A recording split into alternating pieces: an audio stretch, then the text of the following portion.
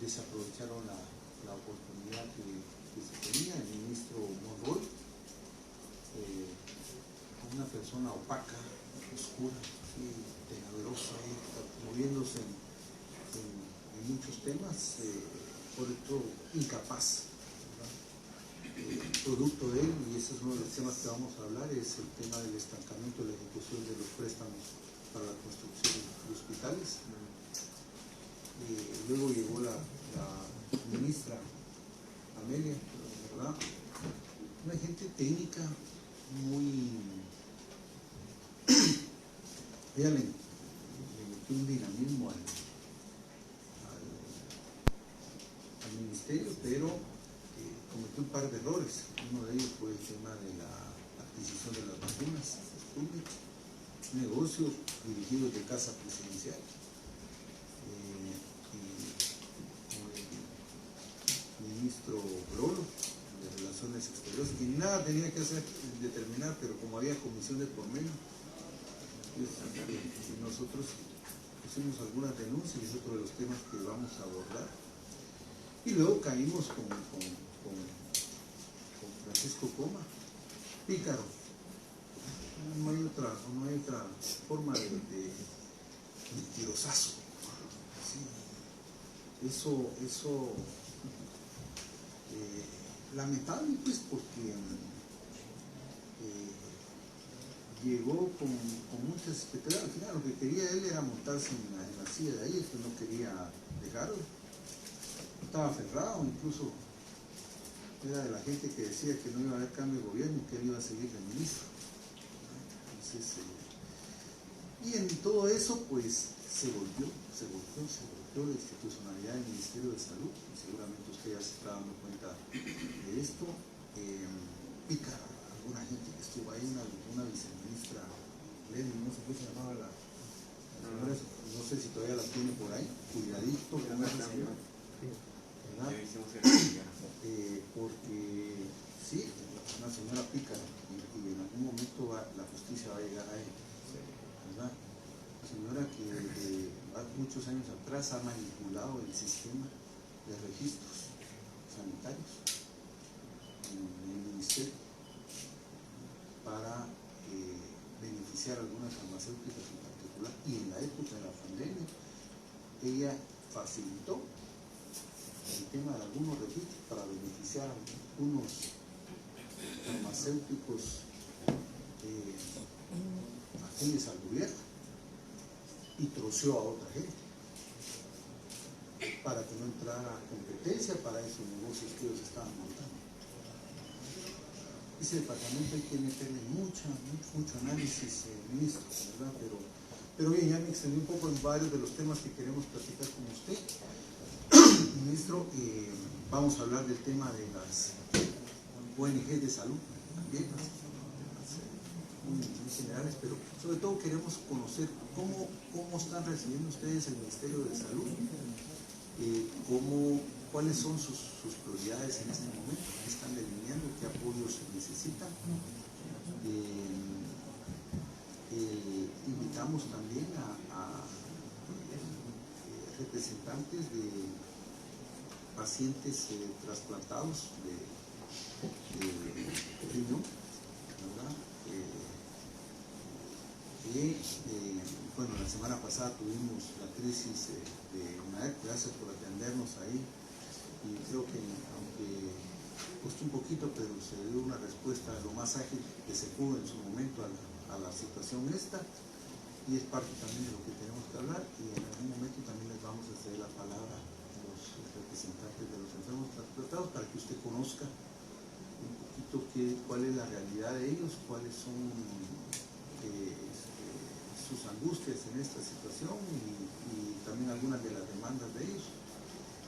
Yo le envié a usted la semana pasada ya una carta, se le envía al ministro de Finanzas también, en la que le estoy solicitando, ministro, que dentro de la evaluación del presupuesto que haya una asignación de no menos de 40 millones de quetzales para comprar medicamentos, ¿verdad? O inmunosupresores para los pacientes trasplantados, porque el tratamiento de seguimiento es muy caro. Ellos no tienen ninguna posibilidad de acceso. Alguna gente de repente, pero la gran mayoría de gente no. Quizás los de IX tengan, pero el IX cubre solo una parte. Dinero hay, bastante. Si se sabe utilizar mejor, el Ministerio de Salud pues tuvo presupuestos muy grandes, a tal extremo que el ministro Coma se dio el lujo incluso de dejar deudas en los hospitales, pero prefirió trasladar el techo presupuestario al Ministerio de Comunicaciones, ¿verdad? Con una situación muy complicada. Nosotros, ministros, somos una bancada con muchas fortalezas técnicas, con mucha experiencia, y en lo que nosotros podamos apoyar estamos a la orden. Nuestros mejores parabienes para usted y su equipo, nuestros mejores deseos. Es una tarea muy complicada. Nosotros conocemos el Estado muy profundamente. Yo me atrevería a decir que el Ministerio de Salud es posiblemente el ministerio más complicado de todos los ministerios de la administración pública. Gobernación es otro muy complicado, pero el Ministerio de Salud creo que es hoy por hoy el más complicado, y de cara también a las expectativas y las demandas que hay en el tema de la salud. Esperamos que esta tarea que ustedes tienen de rescatar la salud pública se concrete, o al menos avanzar en los pasos correspondientes, y un poco esa es la tónica de la citación del día de hoy. Les doy la más cordial bienvenida. Les voy a solicitar ponernos en pie para la juramentación correspondiente. Pues estas citaciones están en el marco de las atribuciones que tenemos como congresistas, que están tanto en la Constitución Política de la República como en la Ley Orgánica de este organismo legislativo. Las declaraciones dadas por ustedes están bajo juramento solamente de decir la verdad. En caso de lo contrario, se podría incurrir en el delito de perjurio, que está tipificado en 459 del Código Penal. Pueden subir su mano derecha, por favor, para la juramentación. Juran por su honor de funcionarios y ciudadanos responder con la verdad a las preguntas que les sean formuladas y a proporcionar la información que les sea requerida por los diputados presentes en esta situación. Sí, sí, gracias, le reitero la más cordial bienvenida. Bien, ministro, así para pasarle la pelotilla, muy sucintamente, ¿cuál es la valoración que tienen ustedes del estado del ministerio? ¿Verdad? El ministerio hay más que hospitales, ¿verdad? Pero no sé por qué, ¿verdad? Pero en el imaginario social guatemalteco, cuando la gente le dice Ministerio de Salud, la gente se imagina un hospital o un centro de salud, o un doctor o una doctora, ¿verdad? Pero ustedes que ya están a cargo, llevan pues 30 días más o menos en el puesto. Hubo un proceso de transición muy light, escondiendo mucha información, pero ya ahora que ustedes están, seguramente les hace falta recorrer un poquito más los temas, pero a su criterio, ¿cuál es la situación en la que está el Ministerio de Salud ahora? Buenos días, gracias al diputado y compañeros. Efectivamente, el grado de dilapidación de recursos que hemos encontrado es bastante grande, ¿verdad? Usted tiene mucha razón cuando dice que la gente lo que primero se enfoca cuando hablamos de salud son los hospitales, ¿verdad? Y en el caso de Guatemala es porque desafortunadamente el grado de abandono que han tenido los hospitales es enorme, ¿verdad? Solo por ejemplo este fin de semana en el Hospital General había 450 personas para ser admitidas, para ser ingresadas. Ese hospital se construyó hace más de 40 años.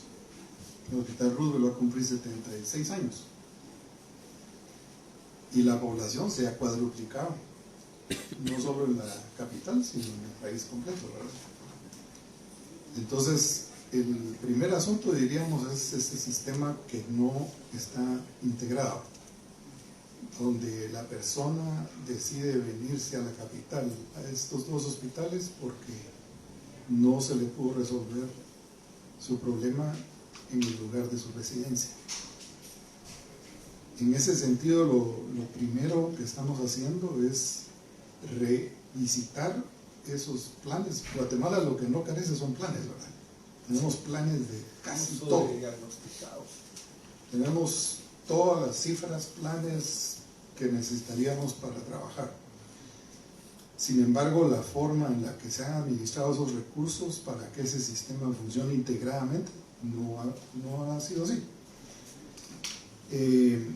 Ahí una de las cosas que estamos priorizando es la rendición de cuentas desde el nivel local hasta el nivel central.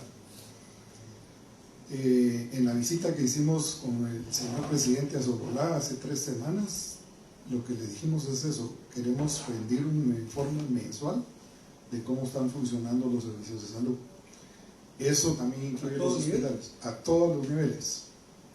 Y eso también incluye los hospitales. Antes, no sé si usted se recuerda, pero existía lo que se llamaba el Comité de Gestión Hospitalaria. Sí. Y ahí participan los pacientes, participan los grupos organizados, participa la sociedad civil. Esa es una... Hay que buscar una modalidad nueva de implementación, ¿verdad? Simple y sencillamente con volver a reactivar cómo trabajaban. Habían varios ejemplos en varias partes del país donde trabajaban bien, pero como era precisamente transparentar la administración, se dejaron de utilizar.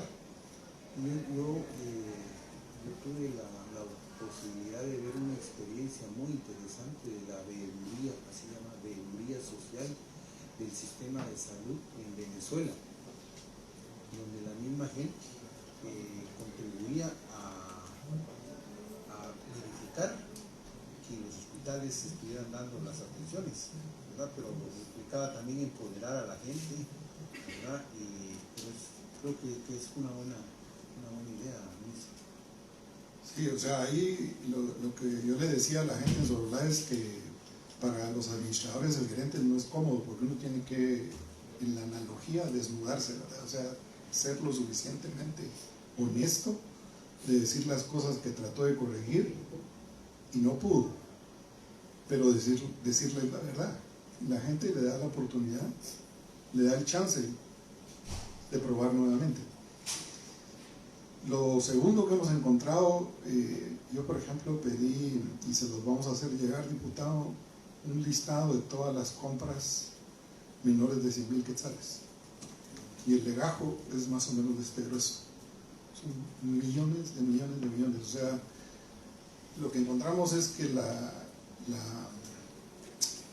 el fraude, las anomalías no es por cuantía, son por las bajas cuantías, las compras y compra directa, esos dos mecanismos.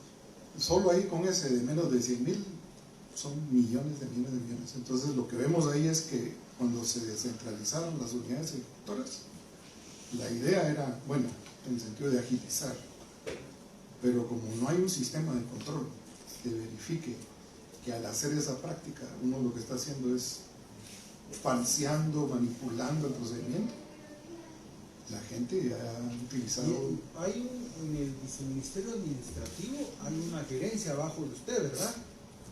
Y luego hay un tema que debería de consolidar toda la información de las adquisiciones. Y por eso cuando se dio el tema de Chimaltenango, Coma y el administrativo no podían alegar desconocimiento, porque de una u otra manera hay un sistema que termina sistematizando todas las adquisiciones. ¿Así, viceministro? Señor diputado, buenos días. Le comento, esta gerencia fue quitada en el rollo anterior, entonces ahora existe una dirección administrativa financiera únicamente. Entonces, Fue para borrar evidencia, viceministro, porque eso fue. Pues la verdad no podría... Pero nosotros sí se lo decimos, usted no lo ve, pero nosotros sí se lo decimos, porque todo esto, ¿verdad? De una u otra manera había un mecanismo en el que se sistematizaba la información, aunque estuviera descentralizada el tema, pero todo tenía que subir al sistema, y por eso es que y el sistema tiraba alertas cuando se estaban dando esas cosas. 722 adquisiciones, ¿verdad?, de compra directa entre el 19 de diciembre y el 22 de diciembre en el hospital de Chimaltenango, ¿verdad? Bueno, lo de Roosevelt que es, pero usted ya identificó que ese sistema de baja cuantía y de compras directas ha sido un mecanismo de corrupción permanente, donde es evidente el fraccionamiento. Uno no ve los reportes de la Contraloría General de Cuentas ni las sanciones hacia los funcionarios, porque pues un medicamento pues se puede comprar de manera directa a baja cuantía hasta 4 veces al año, es lo que permite la ley, en el caso de los medicamentos e insumos médicos, pero estos cuates son ustedes son pero elixes, y ahí creo que viene la escuela para el Ministerio de Salud, porque trasplantaron ese modelo de elixes al Ministerio de Salud, pero ahí está bien. Y el pícaro en el gobierno anterior es el viceministro que estaba en el bote, que lo sacaron, se robó 87 millones de quetzales, le pusieron una multa de 200,000 quetzales, ya le cambiaron el delito y ahorita en marzo lo quieren dejar libre. Sería bueno, ministro, que la PGM se apersonara al proceso, ¿verdad? Pídale usted auxilio a la PGM, porque no puede ser que un responsable del desfalco de 87 millones en el hospital de Chimaltenango, es que no es, eso escapa de su jurisdicción, pero hay que decirle a la PGM que haga su labor, porque fue patrimonio del Estado, y que este señor, ministro, es el que dio ese sistema, que venía y que lo perfeccionó. Este señor tenía una estructura en el Hospital San Juan de Dios, ahí operaba esa estructura para todas las compras en muchos hospitales. Sí. Buenos días, señor ministro, señores viceministros, señora viceministra. Sí, estamos conscientes que ustedes recibieron una red hospitalaria precaria en una calamidad pública, pero el primer nivel de atención está en una calamidad peor todavía. No tenemos un sistema de prevención en salud, todo es curativo, pero los malos negocios que hicieron con la salud del pueblo de Guatemala, eso no tiene nombre. Esa gente debería estar encarcelada. Este tipo de situaciones no pueden quedar en impunidad. Lo que decía el diputado Blanco, el tema del cambio del ROI, yo esperaría que ustedes rectifiquen eso, si no yo voy a ser el primero que voy a denunciar a esta administración por apañar ese trance que hizo la cuestión. No sé si sepan, pero solo al año la consultoría para generar ese ROI costaron 300,000 quetzales, casi 1 millón se gastaron, le pagaron a la persona que hizo ese mamarracho de documento, que lo único que hizo finalmente, y ojo, porque el viceministerio de hospitales hoy por hoy lo dejaron como apartadito de todo el resto de la administración pública.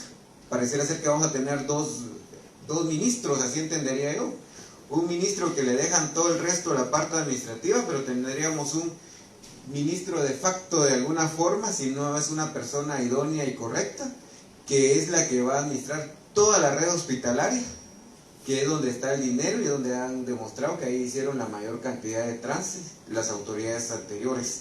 Eso creo que sí hay que ponerle ojo a ese reglamento orgánico interno, porque han creado un sinfín de situaciones, incluso también con el tema de los controles y regulaciones. Ahí también hay unas cuestiones que hay que profundizar, sobre todo en el tema de direcciones. Pareciera ser que los viceministros en algún momento se van a volver personajes de adornos y no se sabe controlar y manejar este tipo de situaciones a como está diseñado y formulado el ROI hoy por hoy.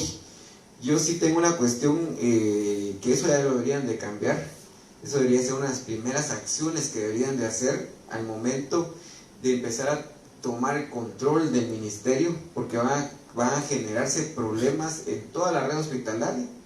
Y sobre todo, lo bueno que tienen una buena viceministra de hospitales, pero es un riesgo para el país si llega alguien mañoso como Gerardo Hernández, como Francisco Coma, como Hugo Monroy y todos estos personajes que ya pasaron y desfilaron por el Ministerio de Salud Pública, tener esa cuestión como está diseñado el rollo ahorita, sí es un peligro, sí es un riesgo.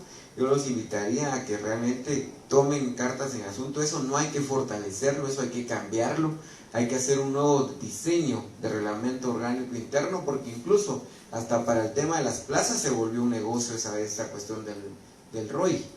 Entonces sí dejaron una cuestión, pero solo quería referirme a este punto inicialmente del tema del ROI para que no quede en el aire.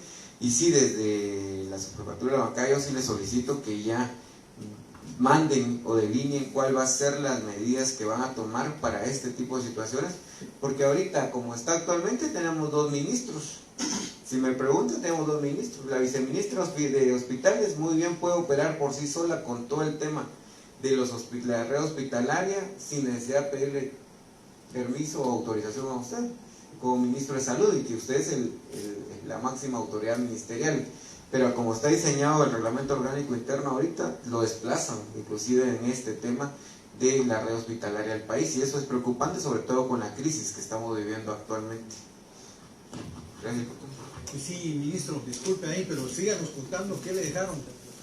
No, solo quería retomar el punto del señor diputado. Efectivamente, hemos tomado nota y estamos en la fase final de poder presentar un análisis de por qué es que hay que derogar ese reglamento, que hipertrofió con 29 direcciones del despacho, o sea, es inmanejable. Además de la parte económica que también él mencionó. Entonces vamos a presentar un análisis por el cual hay que derogar eso y hay que emitir uno nuevo. Entonces vamos a seguir la normativa, ¿verdad? Y la parte administrativa del procedimiento, pero también vamos a aprovechar la oportunidad para ordenarlo, porque el ROI no es solo definir una posición, mi posición en una cajita, en un organigrama, que fue un poco la intencionalidad que hubo, sino es la oportunidad de organizar funcionalmente cómo es que debe estar organizado el ministerio. Yo quería solo regresar un poco a la parte que les decía anteriormente, diputado. Esto que está acá es un análisis que se hizo en el mes de octubre con más de 50 defensores de la salud de 5 departamentos, de Huehue, Quiché, Alta Verapaz, Sololá y Zabal. Estuvimos reunidos con ellos 3 días y estas personas lo que nos indicaron es esto que aparece acá a la derecha, son las principales deficiencias que la gente ve desde el primer nivel hasta los hospitales. Entonces, lo primero, falta de personal. El Ministerio de Salud tiene una deficiencia en el recurso humano que, volviendo al punto que usted decía, probablemente es una de las deficiencias más grandes de todos los ministerios. Tenemos un auxiliar de enfermería sobre quien descansa la base del sistema de salud, que tiene un sueldo base de 1.200 quetzales y con bonos y demás llega a 3.000 quetzales al mes, y la canasta básica es, no sé, 3.500. Comento ahí, listo. Un tema que usted lo va a tener que vivir. Un problema con el Ministerio de Salud es la dispersión de sindicatos, ¿verdad? Pero también la falta de visión en mediano y largo plazo de los sindicatos. Nosotros quisimos en el 2010 componer esta situación. En el 2010 era una situación muy parecida a la del Magisterio y la del Ministerio de Salud. La gente del Magisterio entendió y la gente del Ministerio de Salud no entendió. Hoy por hoy, la gente del Magisterio extraordinariamente es de los mejores pagados como servidores públicos, 10 años después de esa reforma que se hizo. Pero la gente del Ministerio de Salud se quedó en una defensa sin sentido, ¿verdad?, del tema de bonitos. Nosotros les propusimos hacer una reforma escalafonaria y generar un escalafón en el Ministerio de Salud, pero eso implicaba varias cosas. Implicaba si yo me estoy comprometiendo a elevar a una persona que tiene 1.200 quetzales ahorita de salario base y le estoy al menos elevar al salario equiparable al salario mínimo a 3.000 y pico, hay un esfuerzo institucional que se va a redundar para ellos, pero como ellos no ganan 3.200, que es algo que de repente, sino que ganan 3.500, porque con todos los bonos ajustan eso, no quisieron renunciar a los bonos. Entonces querían que se hiciera el cambio más los bonos, ¿verdad? Entonces no se puede, no da las finanzas para una cuestión de ese tipo. Y entonces el argumento es los derechos laborales son irrenunciables, las conquistas laborales son irrenunciables, ¿verdad? Entonces eso ya lo tengo como derecho adquirido, y entonces ahí hay cierta falta de sentido común, ¿verdad? Nosotros le dijimos a todos los maestros en aquel tiempo, primero habíamos recibido 56.000 maestros en 011 y dejamos 125.000 en 011. Bueno, primero contratemos a todos, porque con ese tema de la privatización que se había hecho del modelo de Arzú, de que fuera a través de ONGs que se contrataban maestros y doctores y cosas por el estilo, pasarlos todos ahí, bien remunerados, y que empezaran entonces en su carrera escalafonaria y hacer las evaluaciones, seguir ajustando de acuerdo al escalafón.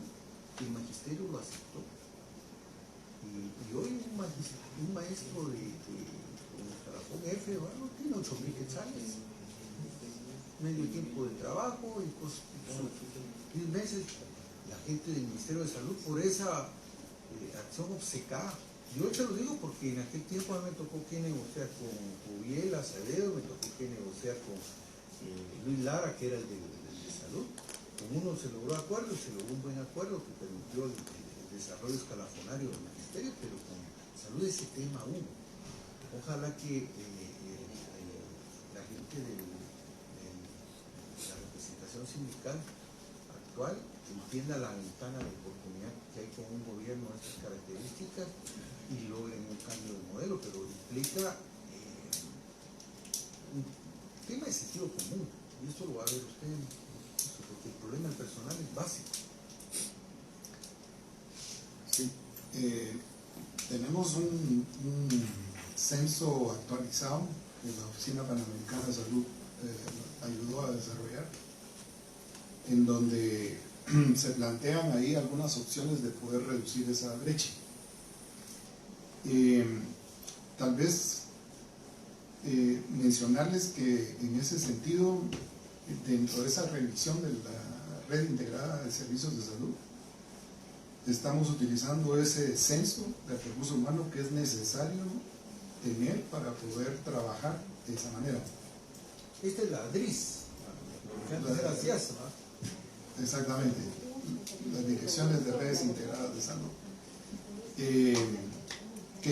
Que solo un paréntesis, haciendo una revisión del rol, el 90% de las redes se quieren llamar como se llamaban antes, direcciones de áreas de salud. O sea, el concepto de red integrada no tiene por qué hacerse explícito en el nombre de la división administrativa de la misma. Entonces, vamos a utilizar el censo actualizado del recurso humano, vamos a utilizar el mapeo actualizado de la red integrada, con esta situación que es la segunda que ellos mencionan acá, que es la infraestructura. A los 3 bancos les hemos pedido una revisión del estado de avance que tiene la implementación de los 3. Tenemos una auditoría que creo que va a estar próxima a terminarse en la unidad ejecutora de proyectos especiales, en la UEPS, que es donde básicamente fue el cuello de botella para que toda la implementación de los 3 préstamos fuera tan negativa. Malísimo eso. Nosotros